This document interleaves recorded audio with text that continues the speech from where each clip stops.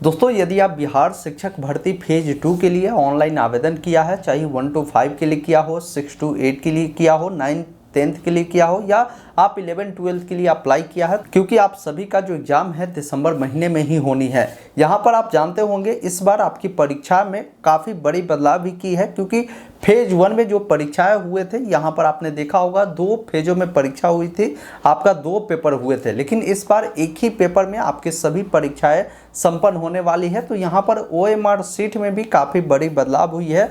आपको समझना होगा कि इस OMR शीट को कैसे भरनी है। अगर OMR शीट भरने में आप थोड़ा सा भी गलती करते हैं तो आपकी जो रिजल्ट है वो पेंडिंग कर दिए जाते हैं, अच्छे स्कोर आने के बावजूद भी। तो पूरी जानकारी के लिए एक बार वीडियो को देख लीजिएगा, काफ़ी हेल्पफुल वीडियो आपके लिए होगा कि कैसे OMR शीट भरेंगे जिससे आपको कहीं भी कोई परेशानी ना हो और आपका रिजल्ट पेंडिंग ना हो। वीडियो अगर आपको पसंद आए तो प्लीज़ इसे एक लाइक कर दीजिएगा, और चाहते हैं आगे भी इस प्रकार की अपडेट आप तक मिलती रहे तो चैनल को सब्सक्राइब जरूर करेंगे, ताकि आने वाली सारी अपडेट की जानकारी आपको मिल पाएगी। फिलहाल स्क्रीन पर चलते हैं, बताते हैं OMR से डाउनलोड कैसे करनी है, इसे कैसे भरना है, ताकि आपको कहीं भी कोई परेशानी ना हो।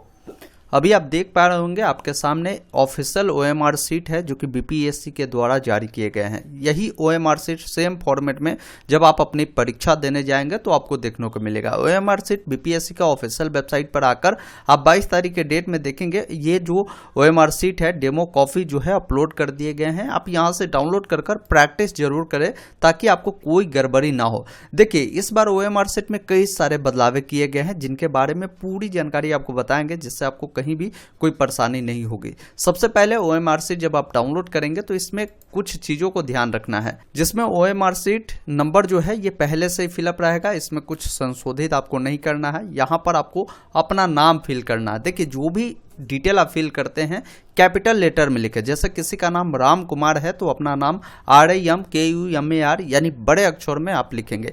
विषय का नाम आपको लिखना है, तो जो भी विषय आपने चुना होगा ऑनलाइन करते समय वो विषय का नाम लिखेंगे। ये जानकारी आपके एडमिट कार्ड पर भी मिल जाएगी, उसी अनुसार आप सब्जेक्ट यहाँ पर बताएंगे। अब यहाँ पर मेन जो बदलाव हुए हैं आपके यहाँ पर रोल नंबर को लेकर है।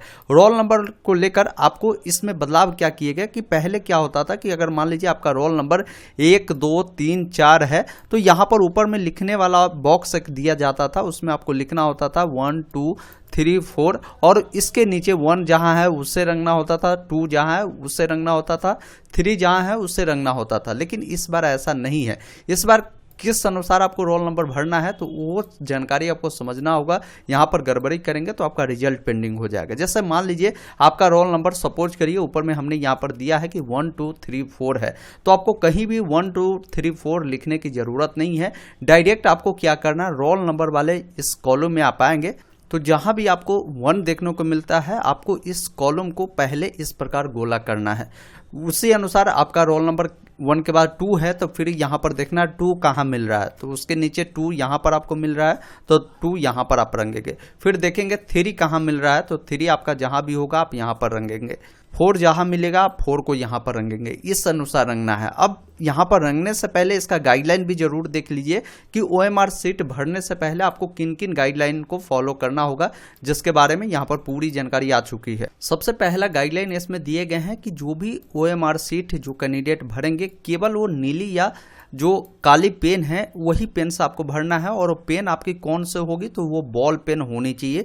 जेल पेन का उपयोग आप ना करें, ये आपके लिए ही बेटर होगा। ये पहला गाइडलाइन है। दूसरा गाइडलाइन ये है कि जब भी आप OMR शीट को भरते हैं तो इसके लिए कहीं भी आपको व्हाइटनर का उपयोग नहीं करना है, मार्कर का उपयोग नहीं करना है, या कोई भी ब्लेड या इरेजर का जो उपयोग है वो नहीं करना है। अगर मान लीजिए आपने यहाँ पर कोई भी प्रश्न का आंसर अगर आपने डी रंग दिया लेकिन बाद में पता चला वो बी है तो आप डी ही रहने दीजिए। अगर आप यहाँ पर बी वैसे भी रंगेंगे, डी को भी रंग दिया, इसको आप घस फंस करेंगे तो वैसे भी ये जो प्रश्न है आपके गलत ही माने जाएंगे। और कई बार क्या होता है कि अगर इस प्रकार की गलती रोल नंबर वाले में करते हैं तो आपकी OMR शीट भी पेंडिंग कर दिए जाते हैं। तो इन बातों को ध्यान रखिएगा। दूसरा गाइडलाइन यहाँ पर बताए गए हैं कि इस OMR शीट को जब आप गोला करेंगे तो किसी भी प्रकार की काट कूट अथवा परिवर्तन जो अगर आप करेंगे तो मान्य नहीं होगा। जैसा कि हमने बताया कि अगर आपने सी रंग दिया बाद में ए रंगेंगे तो ये वैसे भी मान्य नहीं होगा।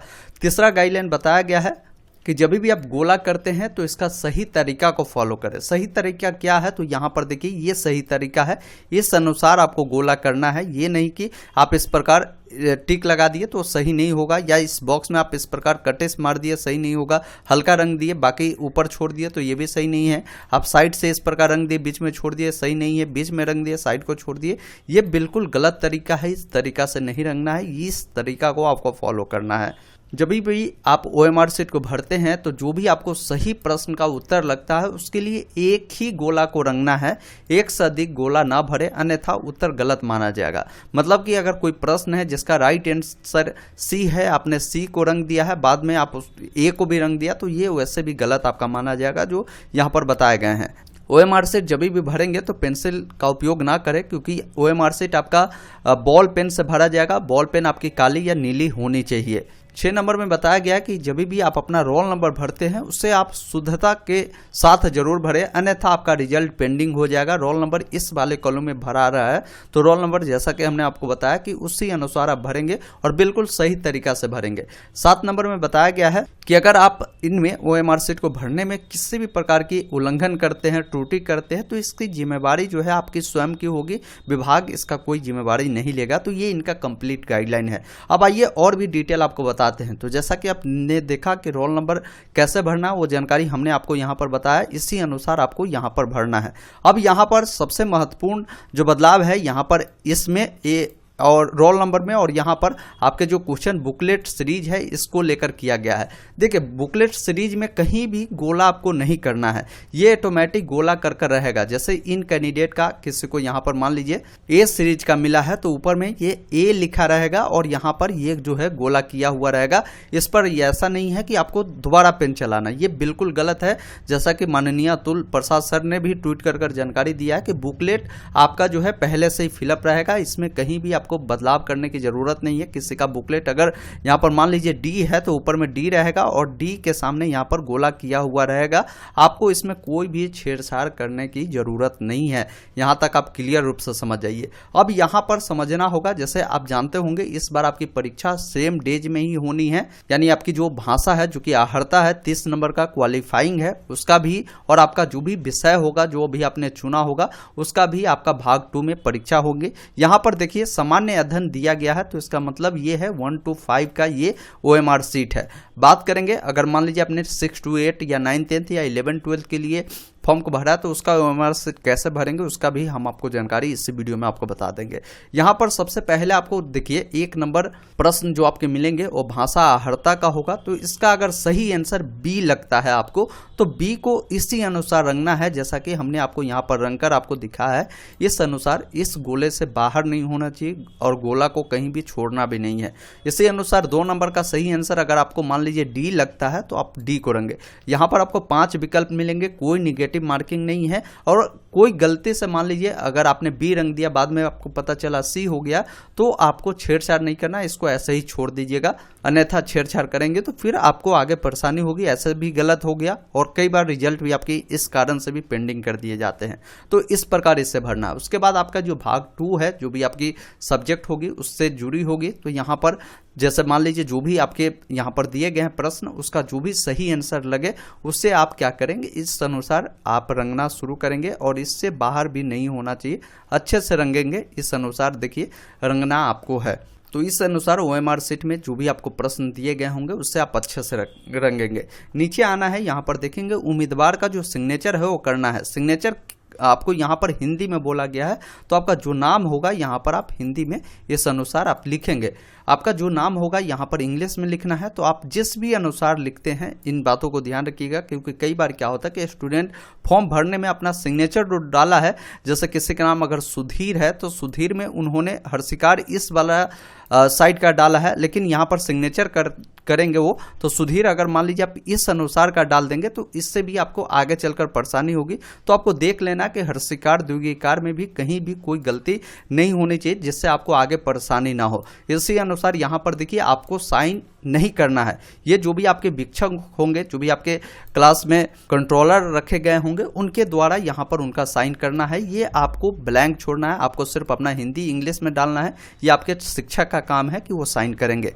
बाकी जब नीचे आएंगे तो यहाँ पर केंद्र का नाम बताना है। तो ये केंद्र का नाम आपको कहाँ मिलेगा, तो आपके एडमिट कार्ड पर सेंटर का नाम मिलेगा। तो जो भी सेंटर का नाम होगा यहाँ पर सेंटर का नाम आप लिख दीजिएगा। परीक्षा का नाम आपको लिखना है, तो परीक्षा का नाम भी आपके एडमिट कार्ड पर ये मिल जाएगा, वो नाम आप यहाँ पर फिल कर देंगे।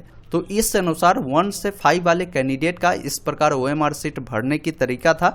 बात करें अगर मान लीजिए आप 6 to 8 के लिए अगर अप्लाई किए हो, 9 10th के लिए या 11 12 के लिए, तो आपको इस प्रकार देखने को मिलेगा। आपको भी लगभग सभी जानकारी सेम ही भरना होगा। यहाँ पर आपका 3 भाग हो जाएगा। भाग 1 में आपकी जो भाषा है जो कि 30 नंबर का है, जिसमें आपको पास करना जरूरी है, तो वो वाला पोर्शन रहेगा। उसके बाद आपका भाग 2 रहेगा जो कि सामान्य अध्ययन का है, और भाग 3 विषय का है। जो भी विषय आपने चुना होगा उसको यहाँ पर भरना है, तो इसको भी आप ध्यानपूर्वक भरिएगा। बाकी आपकी भी जानकारी सेम ही रहेगी और यहाँ पर भी आपकी जानकारी सेम रहेगी। तो ये इसकी बिल्कुल सही तरीका था। इस तरीका से अगर OMR शीट को भरेंगे तो कहीं भी आपका रिजल्ट जो है पेंडिंग नहीं होगा।